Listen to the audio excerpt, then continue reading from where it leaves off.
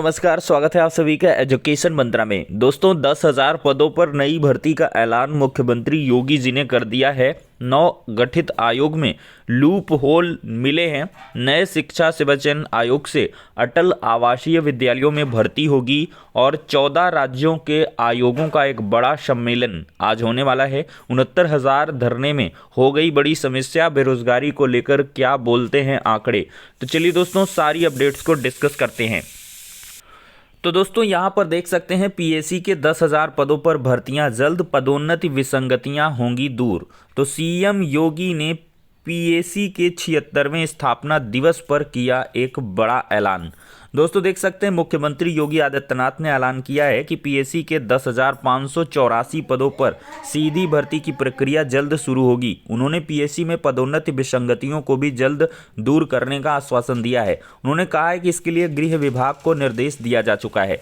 CM योगी रविवार को PSC के 76वें संस्थापना दिवस समारोह को संबोधित कर रहे थे। उन्होंने कहा कि देश में कहीं भी उपद्रव या चुनाव हो तो पीएससी को याद किया जाता है। देश की आज़ादी और पीएससी के स्थापना दिवस का शताब्दी वर्ष एक साथ मनाया जाएगा। इसके लिए तैयारियां शुरू कर दी गई हैं। उन्होंने कहा है कि धार्मिक सामाजिक कार्यक्रम, विशिष्ट महानुभावों की सुरक्षा, यातायात, यूपी 112, एसटीएफ, एटीएस व एसडीआर में पीएससी बल उल्लेखनीय कार्य कर रहा है।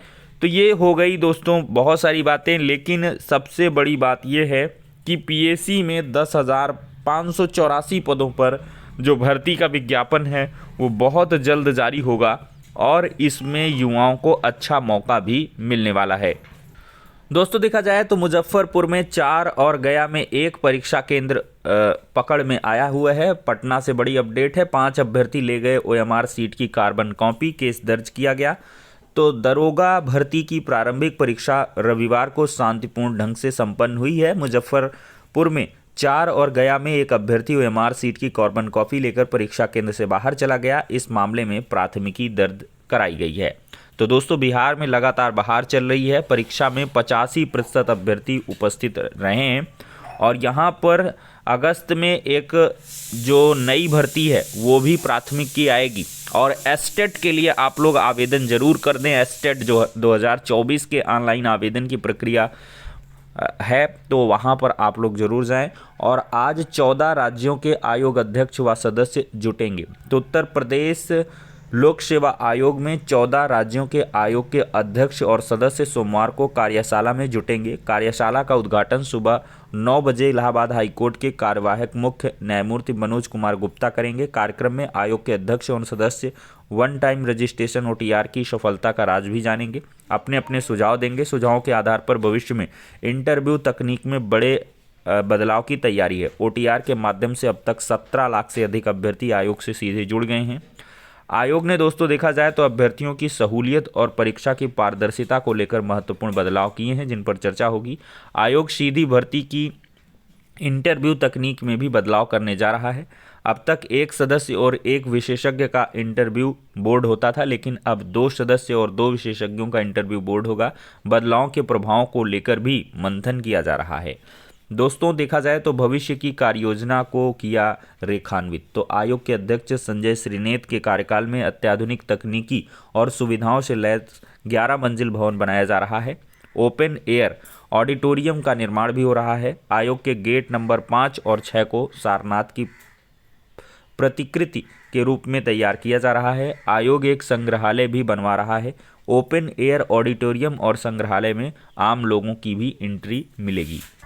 दोस्तों देखा जाए तो नए आयोग का गठन तो हो रहा है, लेकिन इसमें कई लूप होल भी छूट चुके हैं। सरकारी नौकरी देने वाले आयोगों में काम करेंगे ठेके के कर्मचारी, तो यहाँ से दिक्कत हो सकती है। बेसिक से लेकर उच्च शिक्षा तक के शिक्षण संस्थानों में शिक्षक भर्ती के लिए उत्तर प्रदेश शिक्षा सेवाचयन आयोग के नियमावली की अधिसूचना 13 दिसंबर को जारी कर दी गई है। प्रदेश में यह सबसे ज़्यादा सदस्यों वाला आयोग है। जल्द ही अध्यक्ष और सदस्यों का चयन होगा। उसके बाद अन्य पदों पर अधिकारियों व कर्मचारियों की तैनाती होगी और भर्ती प्रक्रिया शुरू होगी। लेकिन इस आयोग में एक लूप होल छोड़ दिया गया है। इसमें कंप्यूटर और आईटी कोऑर्डिनेटर आउटसोर्सिंग यानी ठेके का होगा। इसके जरिए भर्ती में सेंधमारी हो सकती है। भर्तियों में आउटसोर्सिंग विवादित रही हैं। इस व्यवस्था का प्रतियोगी छात्रों ने विरोध शुरू कर दिया है। उन्होंने इसकी शिकायत राज्यपाल और मुख्यमंत्री से भी की है। तो नए आयोग का गठन उत्तर प्रदेश लोक सेवा आयोग की तरह करने की योजना थी। नियमावली में सचिव, परीक्षा नियंत्रक, वित्त नियंत्रक, विधि अधिकारी, वित्त और लेखा अधिकारी, उप सचिव आदि की व्यवस्था यूपीपीएससी की तरह ही की गई है, लेकिन कंप्यूटर सेक्शन आउटसोर्सिंग से कर दिया गया है।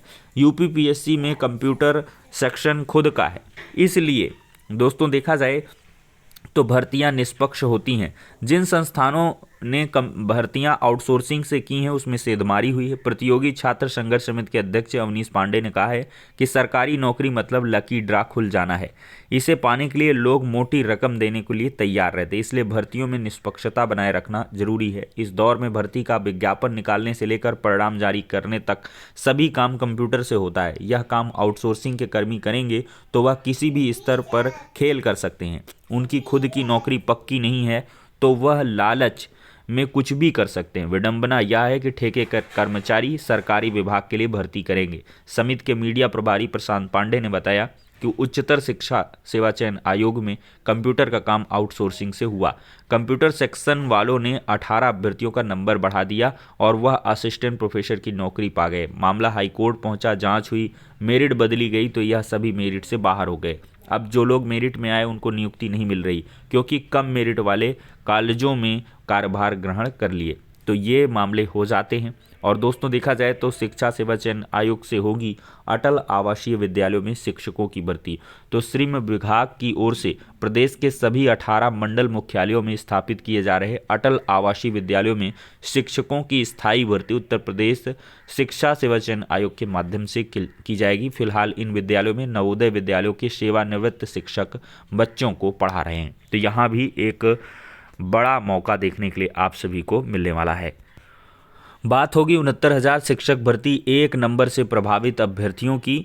यहाँ पर दोस्तों देखा जाए तो इको गार्डन में 4 महीने से अधिक यानी कि 132 दिनों से धरना हो रहा है। ठंड बढ़ने के बाद भी कोर्ट के आदेश के अनुसार 1 नंबर जोड़कर परिणाम जारी करने के लिए ये अभ्यर्थी जुटे हुए हैं। इसी बीच रविवार को लखनऊ की संध्या मिश्रा को ठंड के कारण तेज बुखार हो गया।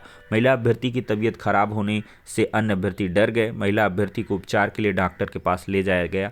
वहां से प्राथमिक उपचार के बाद उसे घर भेज दिया गया। अभ्यर्थियों ने कहा कि शैक्षिक परिभाषा के एक सवाल को गलत पाए जाने पर इलाहाबाद हाई कोर्ट ने 21 अगस्त 21 को 1 नंबर बढ़ाते हुए याचियों को मेरिट के आधार पर चयन का आदेश दिया। और देखा जाए तो 9 नवंबर 2022 को सुप्रीम कोर्ट ने भी अपने आदेश में हाई कोर्ट के आदेश को सही माना। और बीते दिनों बहुत सारी चीज़ें हुई, इसमें कोर्ट ऑफ कंटेम्प्ट हुआ। बेसिक शिक्षा विभाग के अधिकारियों से मुलाकात के बाद भी कोई कार्रवाई नहीं हुई है और मुख्यमंत्री योगी आदित्यनाथ से अब न्याय की उम्मीद है। वह इस मसले में विभागीय अधिकारियों को आवश्यक कार्रवाई के लिए निर्देश जारी करें। उन्होंने कहा कि एक अंग मामले की नियुक्ति की चयन सूची जारी होने तक धरना प्रदर्शन जारी रहेगा। दोस्तों देखा जाए तो स्नातकों के बीच बेरोजगारी 13.4% पर है और बीटेक में दाखिला लेने वाले छात्रों की संख्या घट रही है। आवधिक श्रम सर्वे के मुताबिक चंडीगढ़ में सबसे कम 5.6% बेरोजगारी दर है। दिल्ली दूसरे स्थान पर है। बड़े राज्यों में बेरोजगारी को लेकर राजस्थान की हालत सबसे ज़्यादा खराब है। ओडिशा यहाँ पर दूसरे नंबर पर है।